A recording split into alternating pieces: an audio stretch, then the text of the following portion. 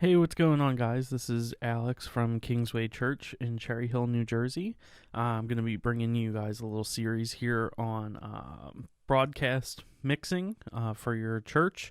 A lot of this is going to be specific to our template here and for the techs that work here on Sunday mornings mixing for us. But I wanted to put it up for everybody because I feel like a lot of churches are starting to gravitate towards a setup like this, and just wanted to make it available for everyone. So to kind of start off in this first video, I'm going to kind of explain our setup a little bit and how we get audio down here and where we're at and all that kind of stuff. So we are using PreSonus Studio One. We picked this because a couple of reasons. I found it to be pretty stable while mixing live.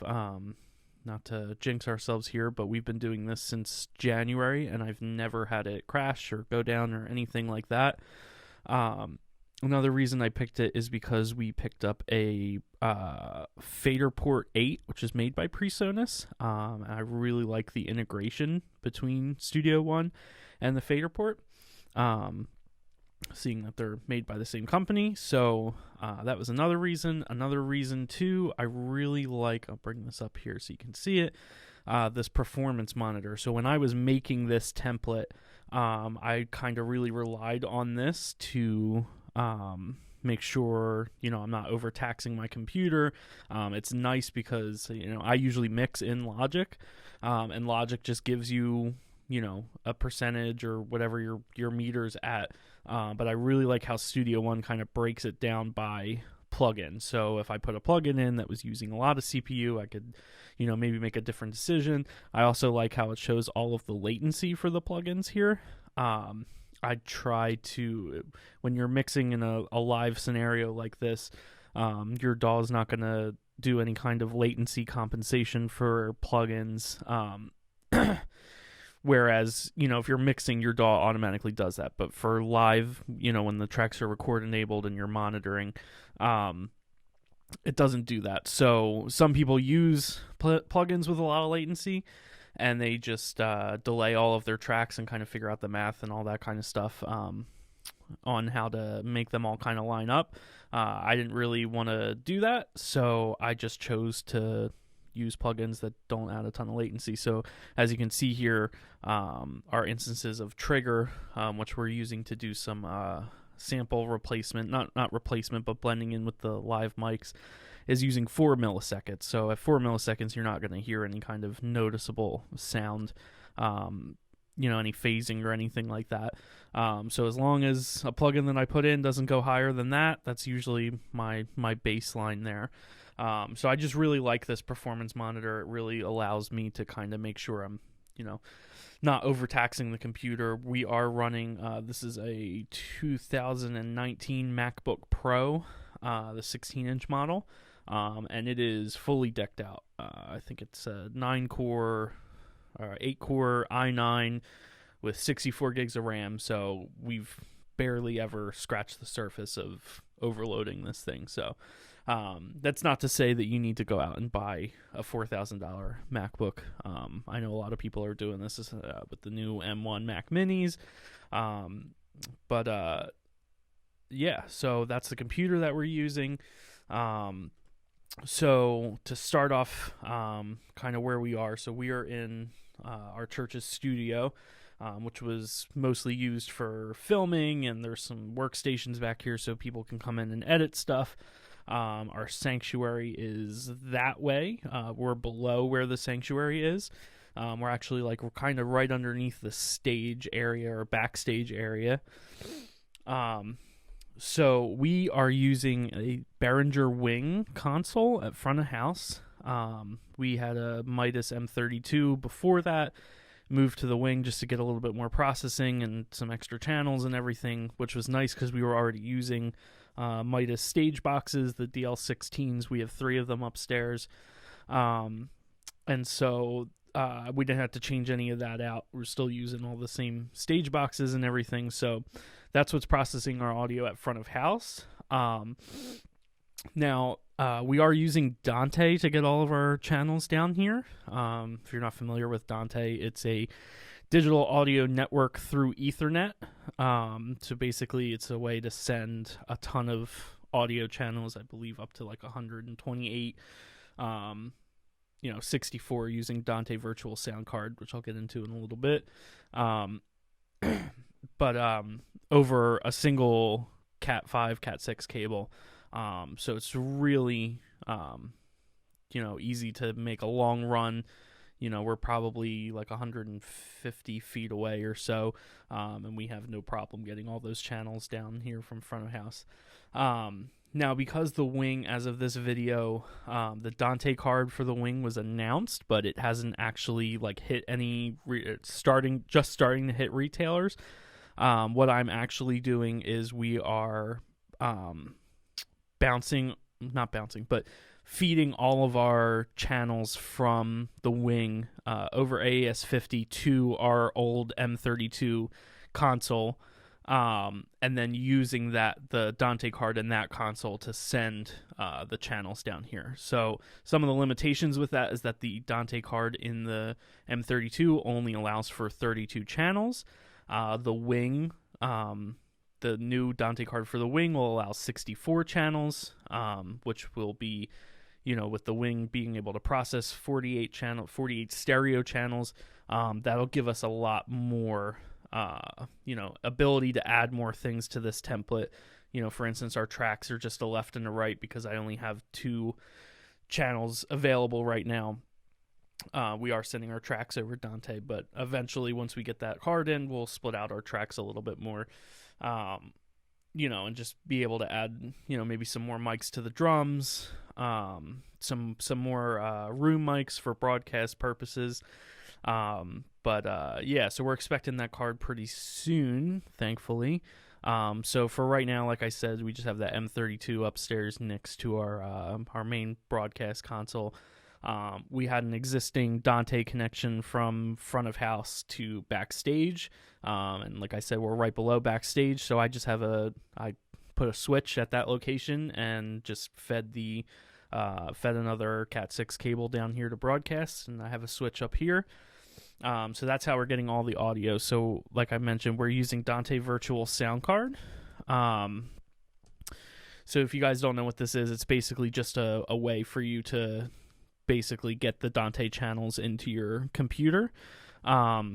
So that would be your input device on your DAW. For the purposes of this video, I'm not using it just because we're not actually mixing anything live. I have tracks in here that we're going to use for today, but I do have it running just so I can, show you what that looks like. And I can bring up our Dante controller too, just to show that. It might not show like a full picture because I don't believe the soundboard upstairs is on. So nothing's really coming up here. So, but this is how you go in and do all of your routing. So we're just sending, a 1-to-1 from the M32 over Dante, to this, which would be our broadcast audio computer MacBook, is how I have that labeled. And then so in here I have all those channels just assigned to, where they actually go to. Some of it's a little inaccurate right now just because of I'm not actually hooked into that network. But you could see, I'm sending my vocals out through Dante channels 1 through 5. So on this end, I'm bringing them in channels 1 through 5. So that just gives you, the raw audio. It's not getting any processing from the wing or the M32. It's just the raw audio. So this is completely separate. So getting the audio back out of here once it's mixed, so everything kind of flows this way. So we start with all of our drum channels. We have a bass. We have right now just a stereo electric. Sometimes we have 2 electric players. Usually the second player's in mono. Once we get that Dante card set up, then I'll be able to do two stereo guitars, which will be nice. I do have 2 acoustic channels set up here. A keys left and right. Again, we only have 2 channels for the keys, so we prefer to get that stereo sound for broadcast. And then we have our tracks left and right, so that's coming from Ableton Live. Our drummer will run that software.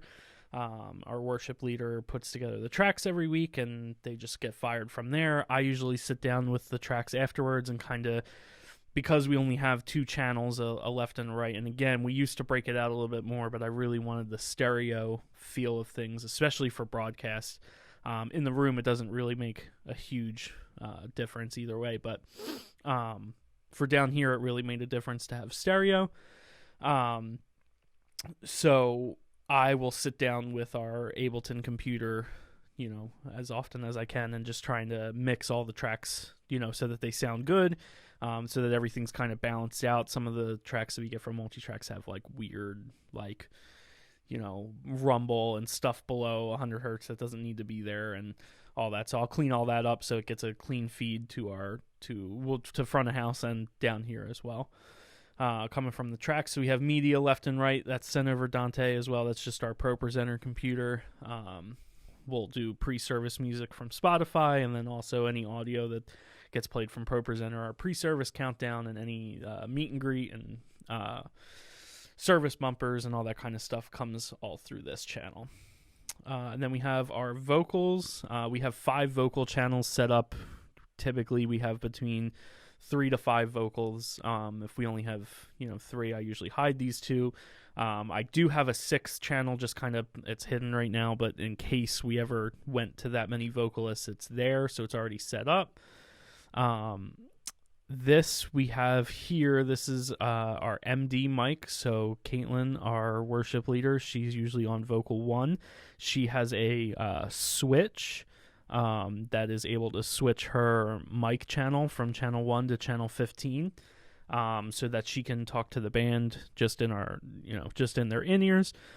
And then I also have a talkback mic for front of house, which will get piped down here, so I can talk to whoever's down here if we need to make adjustments. I'm also monitoring the stream from up there, so usually just kind of listen to that. And I'll explain this a little bit more, but if you notice, all of these tracks, the tracks, they get outputted to a tracks bus, vocals get outputted to a vocal bus. These 2 tracks go right to our main output, which is just going to our studio monitors here. So that way, we can just keep these on all the time and monitor them, but it's not actually getting passed on to our stream, so nobody listening at home is going to hear it. So then we come down here to our pastor's mics. So we have 2 handheld wireless mics that the pastors use, or anybody that's doing a speaking moment or anything will use. And then we have our pack mic, which is a DPA headset mic that the lead pastor will use, or whoever's preaching the message. And then we have 2 room mics here. So we have 2 sets of room mics, 2 stereo sets of room mics. We have 2 that are on the stage, 2 small diaphragm condensers that point out. That's what's getting down here. We also have 2 large diaphragm condensers up in our balcony, which is picking up more of the room sound and everything like that. Just due to the lack of channels that I have, I'm not currently sending those down here. These 2 are the more important ones to have because, we want to be able to hear the audience a little bit more.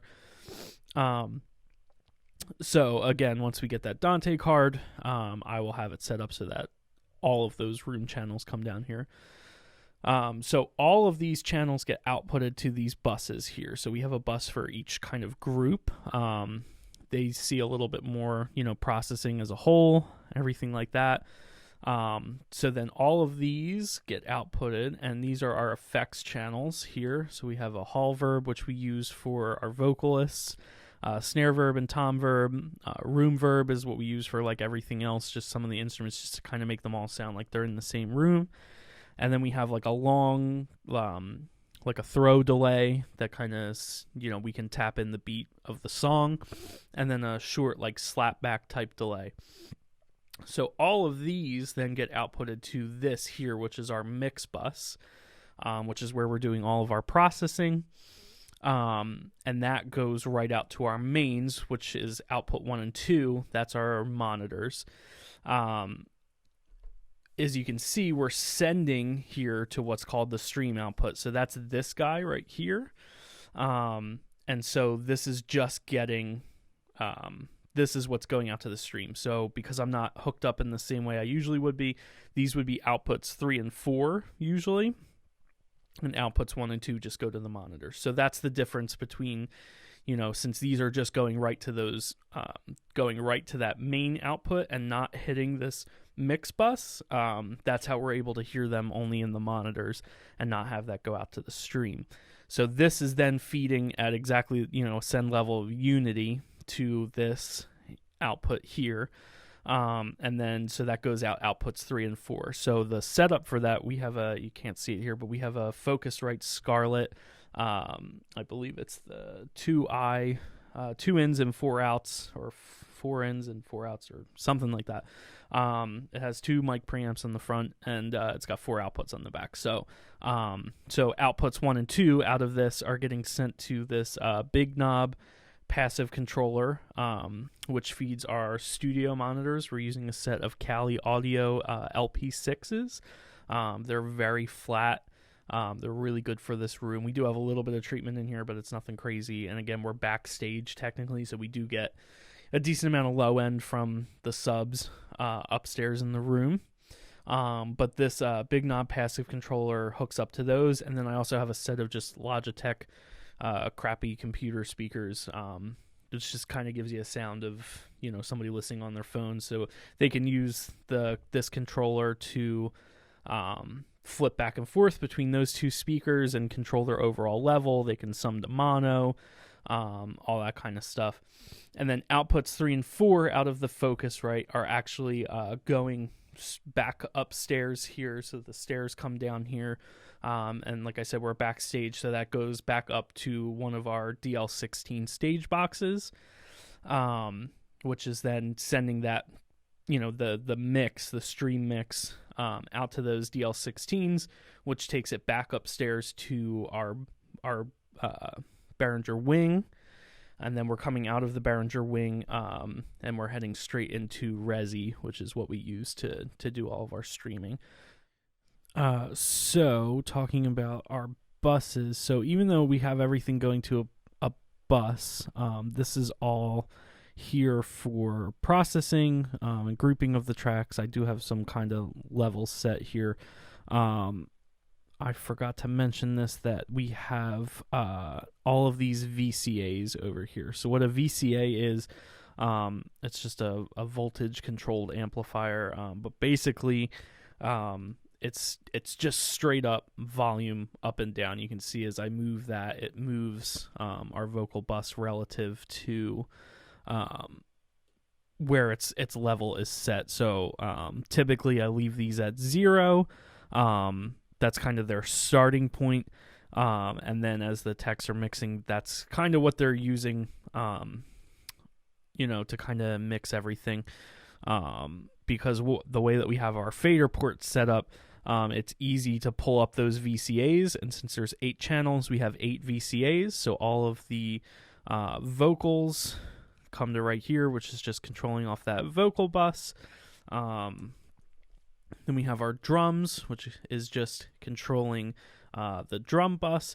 Now, if you notice too, our snare verb and our tom verb are also a part of that. So as we bring this down, the reverb for the snare and the toms will also come down. The next one would be our instrument VCA. So this is basically everything else that is part of the band, the tracks, all that kind of stuff.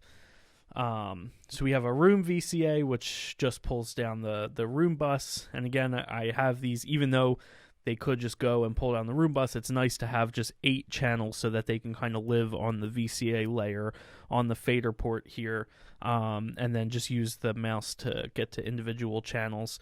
That seems to be the way that most of our techs choose to mix, not having to jump around on menus on the fader port and just kind of staying on that.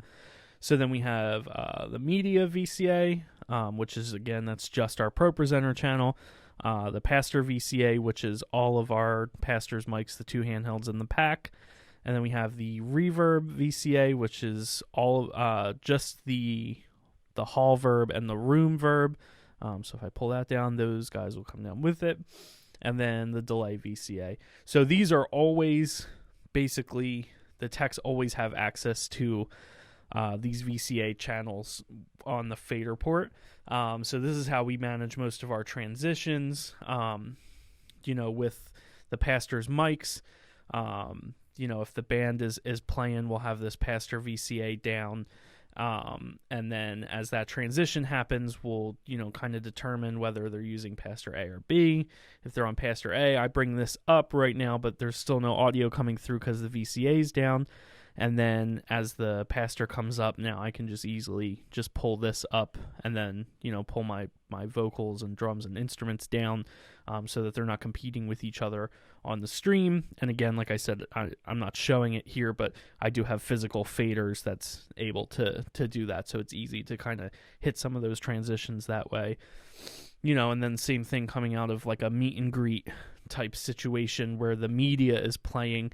I have the media here, I have the media over here, which is hooked up to that VCA. So if I know at that point that, my lead pastor is coming up with his pack mic, I can have this down, and everything else here will be down as well. And at that point it's just media playing from ProPresenter, and then as that fades out, I can just kind of bring him up and bring that down, and now the only thing that's coming through to the stream is the pastor's mic and, sometimes a little bit of the room, depending on the, who's speaking and what mic they're using. Usually the handhelds, they need a little bit more room sound. But yeah, that's it for the VCAs. So just to kind of give you a little sound sample here of what this sounds like. So this is a recording from our church that is just the raw audio recorded off of our Behringer Wing out of into Logic. This hasn't been touched or anything like that, but I just kind of brought it back in here so you guys can hear what the template sounds like.